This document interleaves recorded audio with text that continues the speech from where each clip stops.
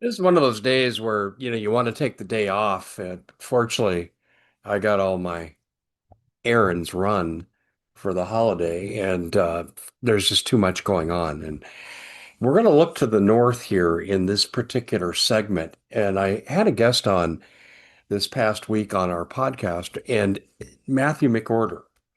And Matthew just said, "Hey, we're looking at a lot of religious persecution around the world, and Dave, it's coming here."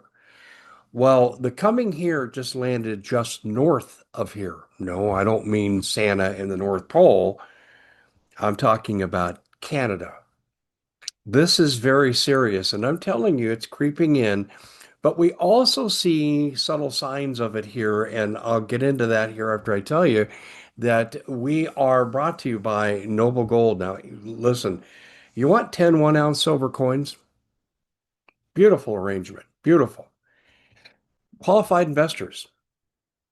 If you convert your worthless or soon to be worthless IRA and 401k that the bank can seize under Dodd-Frank 2010, and the banks increasingly are in trouble, and that's what will lead them to do this.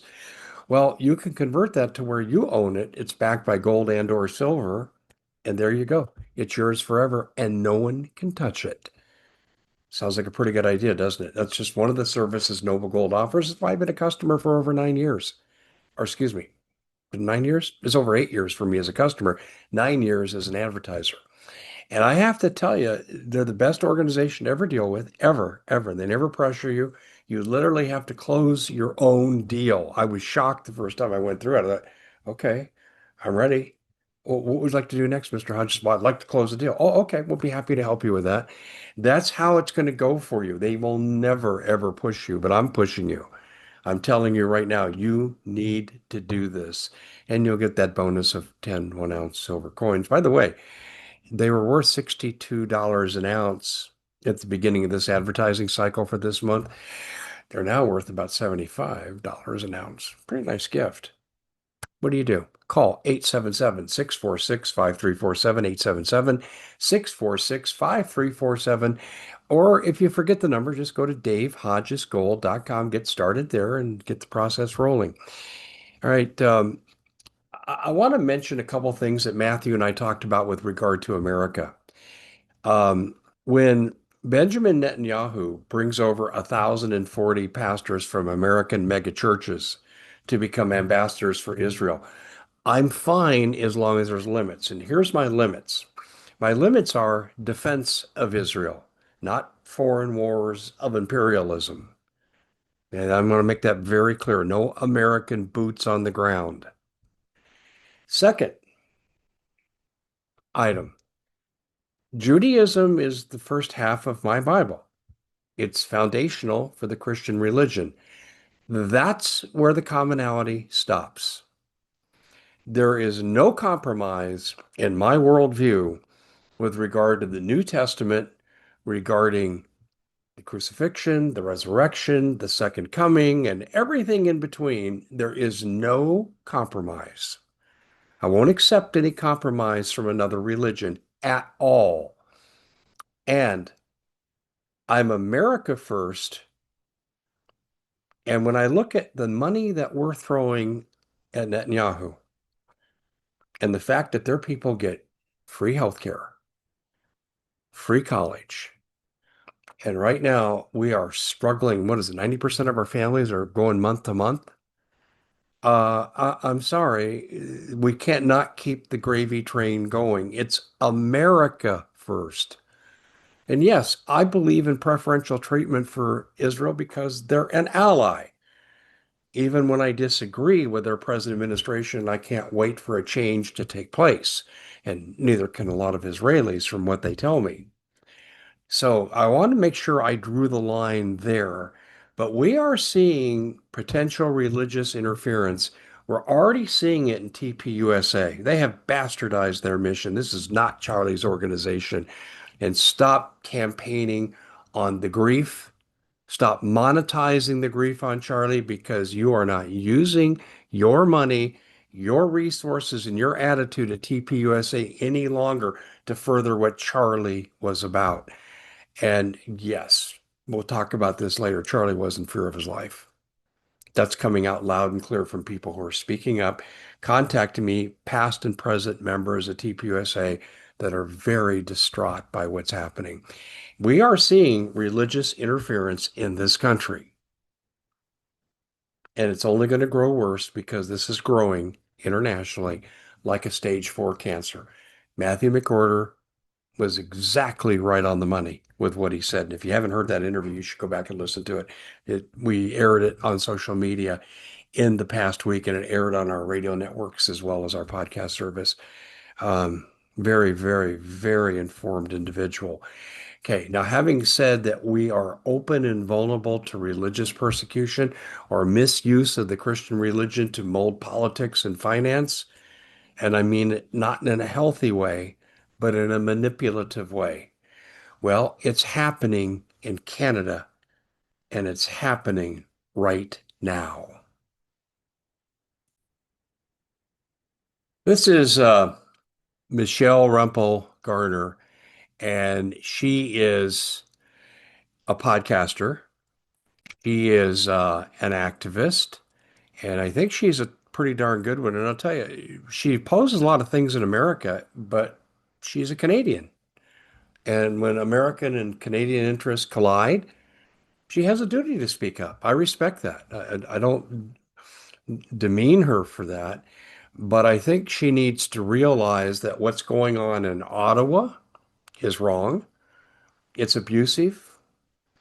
What's going on in Alberta, Manitoba, Saskatchewan, and half of British Columbia is correct. They want out. They want to join America for a lot of reasons, and I think they just got a really big reason right here. Let's take a listen to what Michelle has to say. Let me break this down for you. So the Liberals introduced a bill a few months ago. It's called Bill C9. It is another censorship bill. It's a thought crime bill. Conservatives have been actively opposing it. But what it does is it hands the government powerful new tools to decide what the courts will consider as hate speech. So we all know that when the Liberals try to define something as hate speech, it is, the purpose of it is to stop communication of different ideas. And I'm going to get into how existing hate speech laws are not enforced by the Liberal government, but let me break down what C9, this new bill, does. So it lowers the bar for hatred. It removes key safeguards and creates vague new crimes that can be stretched to silence dissent. So that's what Bill C9 does. It creates a new vague definition of hatred, and it replaces extreme detestation with just detestation or vilification. These are very vague terms that could be used to describe almost anything. And again, for people who are like, oh, no, no, no, no. These terms that she used, like vilification, that Michelle just said, I totally agree with her. They're vague enough to be twisted and turned into a weaponization of a concept in ways that we have never seen here in America since the Salem witch trials. And I'm being very serious about that comparison. What Michelle is saying here is right on the money. First of all, we got the hate crimes potential right here. Hate speech, hate crimes. When you commit a crime, if they say, well, it's a hate crime, then they tack additional sentencing on. Okay, well, I'm thinking, well, you're already prosecuting the crime, and the addition of a hate crime makes it a subjective judgment and as opposed to actual guilt beyond a reasonable doubt. Now, we do have to remember, as a disclaimer, Canada does not have a constitution, and Canadians, this is where you really messed up because now you get someone from the Bank of London running your country, and that's what's happening. And you may not realize that's what's going on here, but this is why economically provinces like Alberta can't survive without leaving. Seriously. And it's because they're being exploited for their resources by Mark Carney, Bank of London, as part of the crown, which Canada's in, and the proceeds go back to the City of London. Oh, I didn't say the UK, did I? There's a distinction. And this is who Trump is fighting against. And the hate crime baseline that we're putting in there with the accompanying hate speech I believe was set into place by Satan himself, Satan inspired, designed to use as a vehicle to go after Christianity.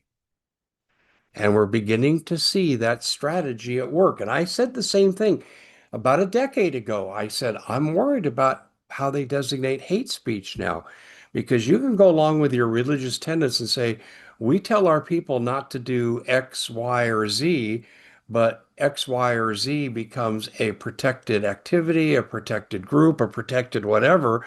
And now you're guilty of the hate aspect. And this puts your religious liberties in jeopardy. And in our country, it runs contrary to one of the five tenets of the First Amendment, which is freedom of religion. But that is going to soon be under attack, trust me. Because what starts in the UK, remember the mass surveillance? And we just, whoa, why do they have all those cameras over there? Well, what do we have here now? Right? And now it's spread to Canada, and it's coming, as Matthew and I talked about in our interview, it's coming here to America. Let's hear more of what Michelle has to say. That's not the case. That's exactly what's in the bill. The second thing that it does is it removes the Attorney General's consent so that police can charge you directly with no higher level filter. And it opens the door, frankly, and my concern is that it opens the door for politically motivated arrests. Yeah, this is Gestapo stuff right here. And by Gestapo, I'm not making a pejorative insult here. What I'm talking about is you don't have to have under this bill the prosecutor's permission out of the DA's office that the cops should go and do this. The crime becomes automatically prosecuted because the police say so. This gives mayors and city managers and county commissioners enormous power. It it does a few other things, but these are key elements on why conservatives have been opposing this bill. And this morning, what they've done is they've announced that the one or two safeguards that were in here, they want to remove them so that it'll be easier to criminalize religious thought. Now, in committee on this bill already, we've seen the Liberals talk about criminalizing certain types or muse about criminalizing certain types of religious thought. So this isn't this isn't something that's esoteric. They've already thought about this, and I'm going to get more on like proof on why this is a big problem in a second. But here's the thing, guys: there's already existing laws that that deal with hate speech in Canada, and they're not being enforced. We know that we have a massive problem with anti-Semitism in Canada, but the government already has tools that they can use to prosecute these types of issues, and they're not. So, for example, the criminal code under section 319.1, it's already an offense to publicly incite hatred. 319.2, to promote hatred. 319.7 makes it clear that there are certain gestures and signs can promote hatred as well. But the government and activist courts have not, or police have chosen not to actually enforce these. So we already have these laws on the books.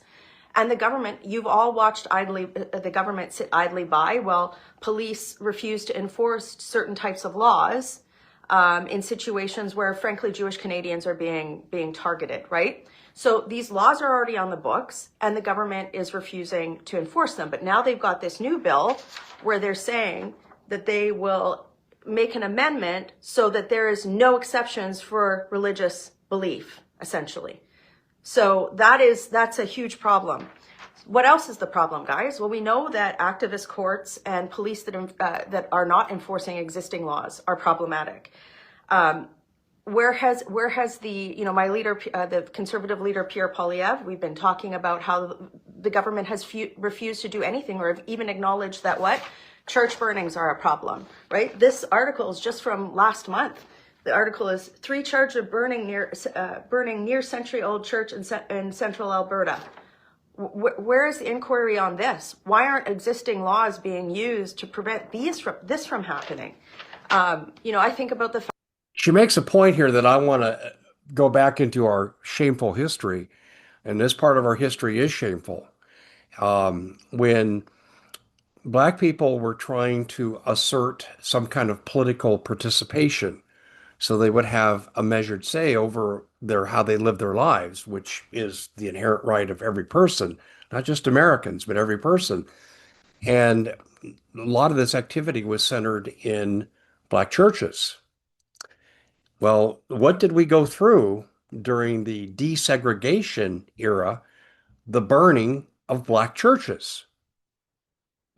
This is the practice, people. This is the practice. Now, this was directed at black people solely. But if you look at what she's talking about in Canada, extrapolate what she is saying here, they're ignoring church burnings. In other words, they're fine with it. It's passive approval. And when does it become open season on Christians and Christian facilities to where our government might one day join into this attitude of Mark Carney's government and say, that's just fine with us. Burn them all down. I mean, I would hope that as an American, you took enough American history to realize that what happened during the desegregation and the attempt at integration activities of the 1950s, starting with Martin Luther King and continuing the 60s and 70s, and some people argue still somewhat present today. I mean, last time I remember a church being burned down for racially motivated purposes was, I think, over a decade ago, and I might be in error on that, but it's not something that has totally left the American genre. And we need to be mindful of this kind of an abuse, that it could be applied generally to the entire faith, regardless of race. That's the point I'm making. And that's the point she's getting to, I think, in a more indirect manner. I think I said it a little more forcefully and more directly. I'm not measuring my words. And what I'm telling you is we are going to face this. Christian persecution across the planet, as Matthew McCorder really revealed on my show, is really high. Now we're looking at our neighbor to the north that we share a lot in common with. I've never really looked at Canadians as some kind of foreign adversary until Trudeau came along. Then I started saying, okay, I still love Canadians, but their government's out of control. This is an attitude that is here in this country as well. And I want to remind you of one thing. As a Christian, I can never vote for a Democrat for one reason, and this is my personal reasoning, because they took God out of the party platform. Now, it was their right to do so. They didn't break any laws in doing it. They didn't persecute anybody, but it shows you the mindset. And if that mindset exists there, then accepting in America what Michelle is afraid of is happening in Canada is completely understandable and I think to be expected. Fact that the government went out of their way to jail pastors during the pandemic. The government has stood idly by while shouts of death to Canada have been, held in our streets over the last 2 years. And frankly, even when you look at the government not enforcing laws that are already on the books to keep people safe, I mean, we could go to anywhere. We could go to in any direction. You can look at how they have a catch and release system for people with serious crime. How it looks like they're going to vote against my bill to stop courts from giving non-citizens who've been convicted of serious crimes leniency in order so that they can avoid deportation. And now they want us to believe that somehow this new thought crime bill won't be used against law-abiding Canadians. Of course not. This is another liberal attempt to control speech, and now they're going into freedom of religion. And regardless of how you vote, this should be a huge concern for you. It should be a concern for every Canadian of every faith. The ability to worship without persecution from the government at the very least is a foundational principle of Canadian national identity and Canadian law. This is something that the government shouldn't be eroding. And here we've got liberal deal with bloc means hate speech laws will lose exemption for sincerely held religious belief. This is what. So your religion can never be an excuse to violate the status quo of accepted thinking. That's effectively what she's saying. and that the removal of the guardrails that did prevent that before in Canada, these Canadian Christians are exposed to terrible abuse. I totally agree with her analysis. She's exactly 100% correct. But lean in, Christians of America, or any of you who may not be a Christian, but you say, I'm concerned because first they came for the Christians, then you get the idea. So lean into this point right here. Canada is showing you what's coming. You can see that from what she said about catch and release policies, immigration policies. This is international think tank stuff. It wasn't just to America. This happened all through Europe. You hear evidence of it now in Canada. And the next step is to go after our religion. And during the shutdowns,